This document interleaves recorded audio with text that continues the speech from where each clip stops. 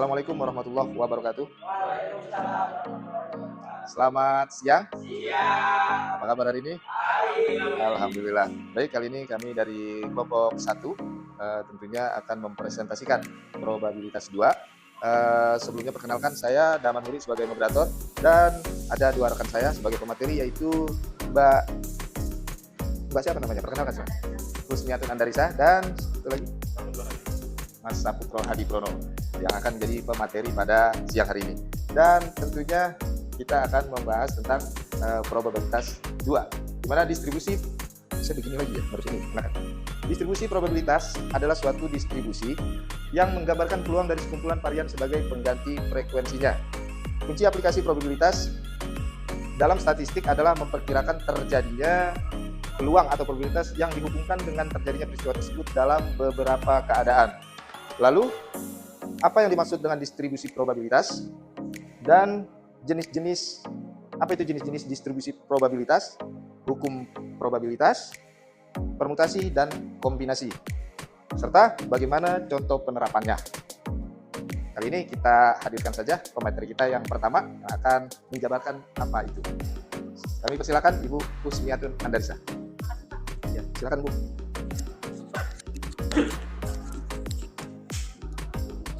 Oke teman-teman, kali ini saya akan menjelaskan terkait pengertian dan jenis-jenis probabilitas itu sendiri ya.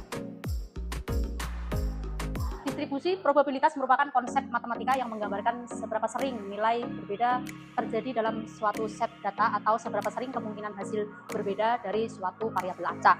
Ya. Dari probabilitas ini terdapat jenis-jenis probabilitas ya teman-teman. Jenis-jenis probabilitas itu dibagi menjadi dua, yaitu distribusi diskrit dan distribusi kontinu. Nah, di sini distribusi diskrit merupakan variabel acak yang nilainya terhitung atau contohnya lemparan dadu seperti itu ya. Dan untuk distribusi kontinu merupakan variabel acak yang bisa mengambil nilai dalam suatu rentang kontinu. Contohnya berat, tinggi, dan lain-lain. Nah, di sini distribusi diskrit sendiri dibagi menjadi beberapa ya. Tapi sebelum ke distribusi diskrit, saya akan menjelaskan ciri-ciri distribusi probabilitas. Ciri-ciri distribusi probabilitas adalah: 1. Keseluruhan probabilitas. 2. Nilai non-negatif. 3. Rentang nilai. 4. Fungsi massa dan kepadatan probabilitas. 5. Fungsi distribusi kumulatif. 6. Harapan matematis. Dan 7. Variansi. Kita langsung ke distribusi diskrit ya. Yang tadi di awal saya jelaskan, ada distribusi diskrit itu terbagi menjadi beberapa. Ya, ada binomial, Poisson geometri, dan hipergeometri. Nah, di sini kita membahas tentang distribusi binomial terlebih dahulu ya. Apa sih distribusi binomial? Distribusi binomial adalah menggambarkan jumlah keberhasilan dalam sejumlah percobaan independen. Dengan masing-masing percobaan memiliki dua hasil yang mungkin sukses atau gagal dan probabilitas keberhasilan yang konstan. Rumus binomial dapat digunakan untuk menghitung suatu peristiwa dengan mengalihkan kombinasi susunan dengan probabilitas salah satu susunan. Nah, rumus probabilitas seperti ini teman-teman ya.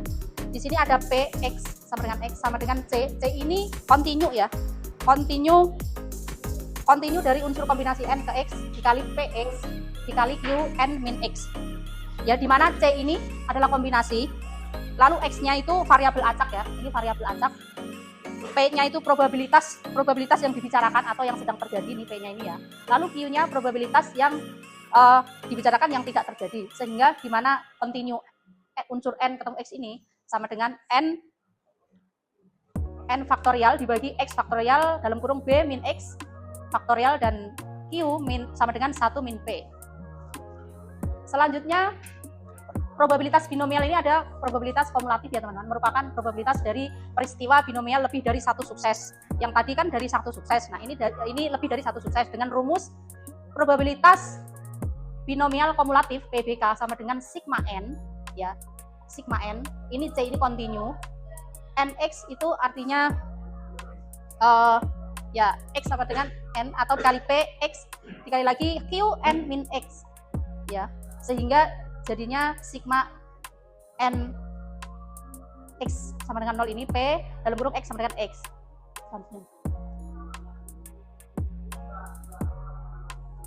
Selanjutnya dari distribusi diskrit ini teman-teman ada distribusi Poisson ya, di mana distribusi ini digunakan untuk menghitung probabilitas menurut satuan waktu dengan metode jumlah kejadian dalam interval waktu atau ruang yang tetap ketika kejadian tersebut terjadi secara acak tetapi dengan rata-rata yang diketahui. Rumusnya seperti ini teman-teman ya. P dalam kurung X sama dengan Q, ya Q, E dikurangin new dikali new X, di mana E ini adalah konstanta ya teman-teman, X ini adalah konstanta, new ini adalah rata-rata keberhasilan, ini new, rata-rata keberhasilan. Lalu X ini banyaknya unsur berhasil dalam sampel, lalu N-nya jumlah ukuran populasi, P-nya probabilitas kelas sukses. Nah, ini rumus dari distribusi Poisson ya. Selanjutnya dari distribusi diskrit ini ya, tadi saya sudah jelaskan ada 4 ya, binomial, Poisson, geometri, dan hipergeometri. Nah, ini kita lanjut distribusi geometri. Distribusi geometri adalah penggambaran jumlah percobaan yang diperlukan untuk mendapatkan sukses pertama dalam serangkaian percobaan Bernoulli ya atau tidak. Bernoulli independen ya. Distribusi ini berguna untuk skenario pengujian kualitas dalam mencari kegagalan pertama. Rumusnya adalah Px sama dengan Qx-1 titik P. Selanjutnya distribusi geometrik. Ini distribusi terakhir dari distribusi diskrit ya. Distribusi hipergeometrik adalah distribusi mirip dengan distribusi binomial, tetapi dalam situasi di mana sampel diambil tanpa penggantian dari populasi terbatas mempengaruhi probabilitas keberhasilan dalam setiap percobaan. Ya, rumus dari hipergeometri ini adalah kalau mencari peluang, rumusnya seperti ini teman-teman ya. P dalam kurung X sama dengan XNNK. Nah, ini apa sih XNNK ini? Nah, X-nya ini teman-teman, ini adalah variabel acak dengan parameter N. Ya, lalu N besarnya ini adalah jumlah seluruh kemungkinan yang ada di sumber pengambilan sampel. Sedangkan N kecilnya ini adalah jumlah sampel yang diambil. Lalu K-nya ini apa? Jumlah unit yang memiliki kriteria tertentu sehingga menjadi rumus seperti ini. Ya, KX ya, ini kombinasi bacanya ya. K kombinasi X dikali N kombinasi N kecil ya, dikurangin K dibagi N, lalu dikali N strip N dibagi N-1 ya, dengan diagram seperti ini. Selanjutnya tadi sudah saya jelaskan ya, beberapa jenis dari distribusi diskrit itu ada 4 yang tadi. Sekarang distribusi kontinu. Distribusi kontinu itu dibagi menjadi 3 teman-teman ya. Ada distribusi seragam, normal, dan eksponensial.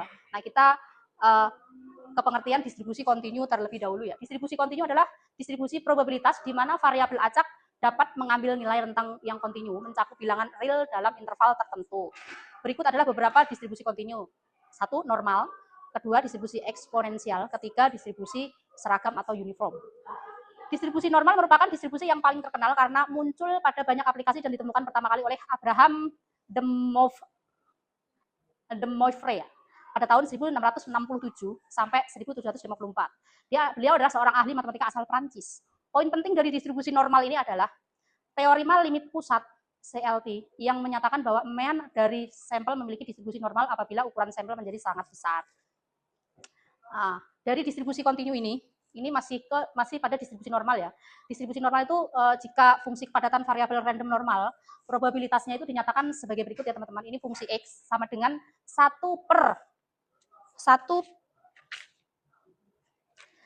standar deviasi. Ini kode standar deviasi ya teman-teman. Ya, ini akar 2 pi e min 1/2 min setengah dikali X min nu dibagi standar deviasi pangkat 2. Ya. Untuk sifat dari distribusi normal adalah sebagai berikut nih. Ada mean dan varians dengan X sama dengan nu, sedangkan varian sama dengan varian X sama dengan standar deviasi pangkat 2. Selanjutnya Mas. Sekarang ke distribusi eksponensial. Tadi sudah kita jelaskan distribusi normal. Ya, sekarang distribusi eksponensial. Apa sih distribusi eksponensial? Distribusi eksponensial itu merupakan suatu kasus khusus dari distribusi gamma, yaitu ketika kita ambil nilai parameter gamma sama dengan 1. Kita hadirkan pemateri yang kedua, yaitu Mas Adi Prono, yang akan membahas tentang hukum probabilitas dan mutasi kombinasi. Baik Mas, silakan.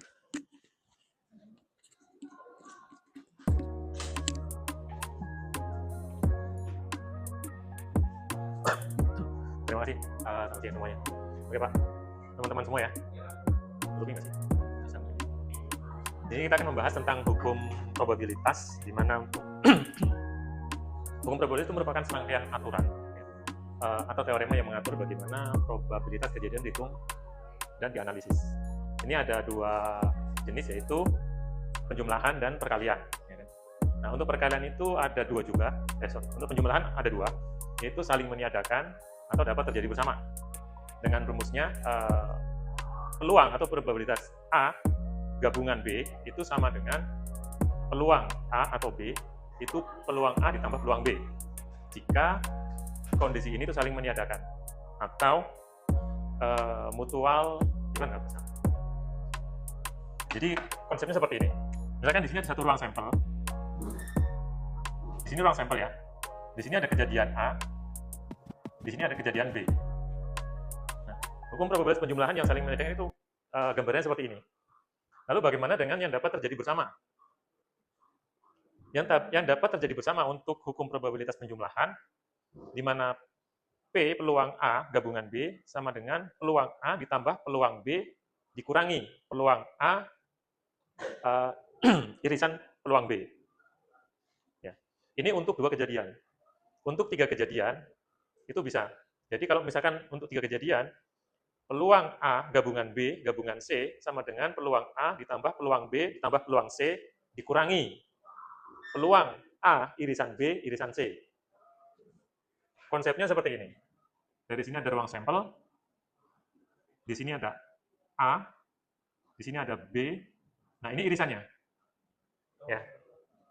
Jadi P A plus PB dikurangi P A irisan B. Untuk yang ini PA plus PB. Lalu untuk hukum perkalian, ini terdapat dua kondisi ya. Yang pertama adalah peristiwa bebas dan peristiwa tidak bebas. Untuk peristiwa bebas, rumusnya peluang A irisan B sama dengan peluang A dan B sama dengan peluang A dikalikan peluang B. Untuk peristiwa yang tidak bebas, peluang A kondisi ya kan, B, ini probabilitasnya B pada kondisi A. Jadi bedanya di sini ya. Ini dengan kondisi, ini tanpa kondisi. Ya kan? Kalau dengan kondisi, berarti peluangnya itu untuk yang probabilitas B pada kondisi A, ini hasil A mempengaruhi hasil B. Kalau di sini, hasil A tidak akan berpengaruh terhadap B. Lalu untuk pembahasan selanjutnya adalah permutasi. Ini merupakan susunan unsur-unsur yang berbeda gitu kan, dalam urutan tertentu. Sehingga pada permutasi urutan AB tidak sama dengan BA. Banyaknya permutasi K unsur dari N ditulis seperti ini ya.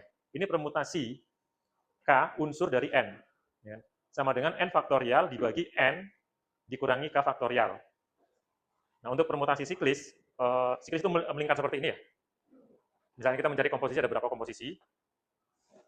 Itu N unsur, rumusnya adalah N dikurangi 1 faktorial. Selanjutnya ada kombinasi. Ini merupakan susunan unsur-unsur dengan tidak memperhatikan urutannya. Jadi pada kombinasi AB sama dengan BA dari suatu himpunan ini dengan unsur N ya, N unsur ini dapat disusun himpunannya, himpunan bagiannya K, ini kurang dari atau sama dengan N. Jadi rumusnya kombinasi kombinasi N unsur K, itu N faktorial dibagi K faktorial dikalikan dengan N dikurangi K faktorial. Ini atau notasinya seperti ini ya. Ini kombinasi N unsur K gitu. Atau C dalam kurung NK gitu, atau NCK. Maksudnya dengan kombinasi N unsur terhadap K gitu ya. Ini juga dapat disebut koefisien binomial sehingga dapat didefinisikan untuk bilangan real N dan bilangan bulat non negatif ya, non negatif nih. Jadi itu semuanya bilangan real. Sehingga untuk cara cepatnya untuk menghitung rumus kombinasi ini kita bisa ketahui dengan menghitung mundur nilai N sebanyak nilai K. Lalu nilai tersebut dikalikan dan dibagi dengan nilai K. Nilai K atau rumusnya seperti ini. Ini di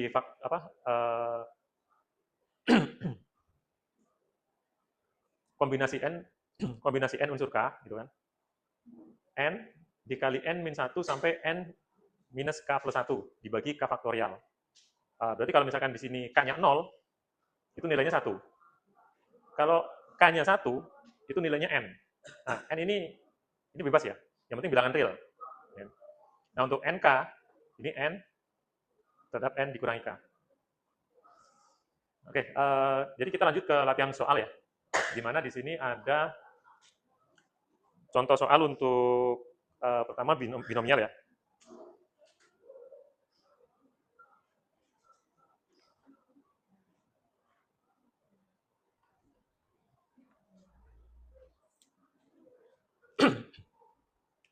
Di sini ada uang logam, ya kan?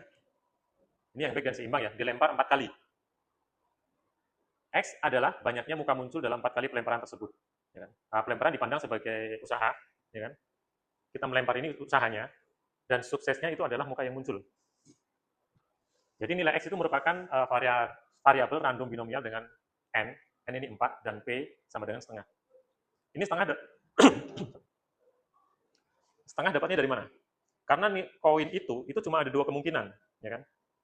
Head atau tail, ya kan? Maka untuk setiap satu peluang yang muncul, itu nilainya setengah, dengan distribusi peluang seperti ini. Peluang X sama dengan X, 4, setengah. Jadi ini apa?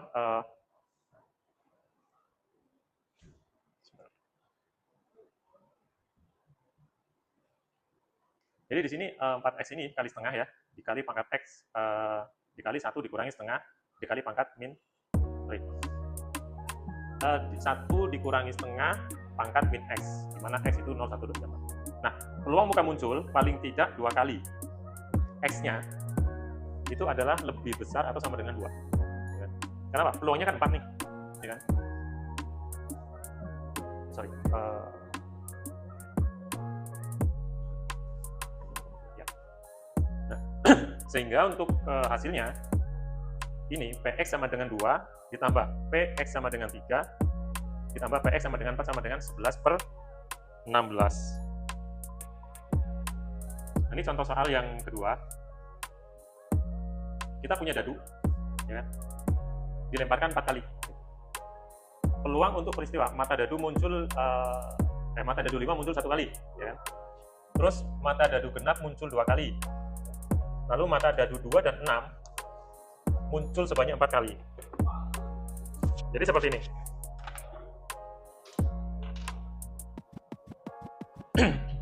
Kalau dadu kan seperti ini ya. Nah, ini 1, 2, 3. Nah, masing-masing 1 sampai 6 itu kan punya peluang 1/6, ya kan? Jadi probabilitasnya untuk nilai tadi udah dijelaskan ya. P ini adalah peluang keberhasilan ya, 1/6. Untuk mata dadu 5 ini jawaban A. Lalu di sini ada Q 5/6. Peluang gagal ya. 5/6. Nah, N-nya berapa? N itu kan usaha kan? Usahanya 4 kali. Sementara untuk X-nya, X keberhasilannya itu 1. Sehingga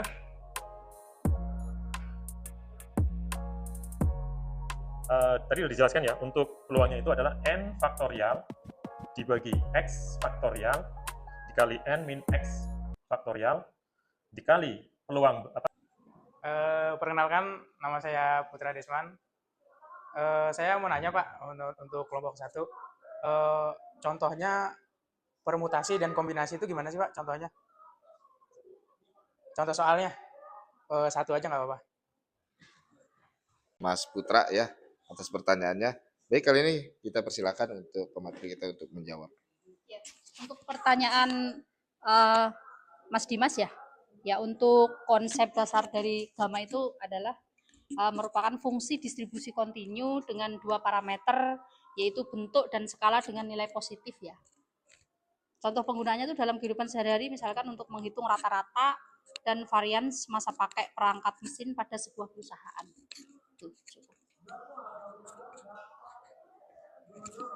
Itu pertanyaan 1 ya. Pertanyaan yang kedua, silakan. Mas Hadi.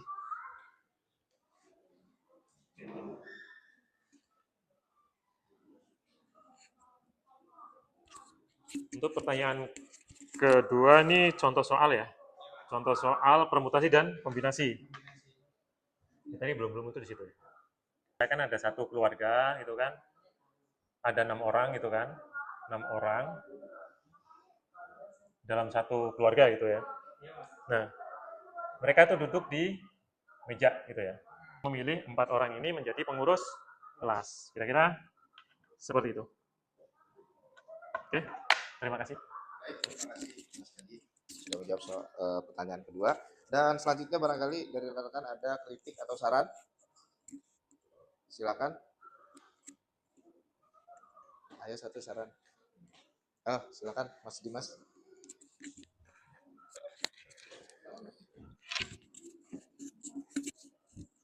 Perkenalkan, nama saya Muhammad Dimas Firnando. Buat dari presentasi kelompok 1, saya cuman sedikit saran.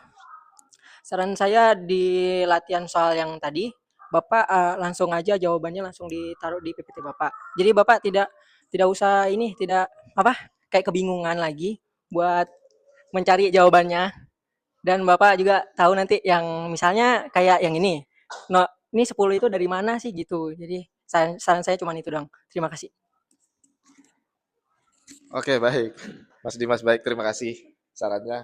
Untuk ke depan akan kita perbaiki lagi agar lebih bisa dipahami dan bisa lebih jelas bagi rekan-rekan untuk melihat dan mendengarkannya. Mungkin itu saja presentasi dari kami kelompok 1 tentang probabilitas 2. Dan saya sebagai moderator, Daman Huri, mohon maaf apabila ada penyampaian yang kurang rapi. Dan selanjutnya pemateri kita, Mas Hadi Saputra Hadiprono, terima kasih. Bu Kusmiatun Andarisa, terima kasih. Dan saya akhiri, wassalamualaikum warahmatullahi wabarakatuh. Waalaikumsalam.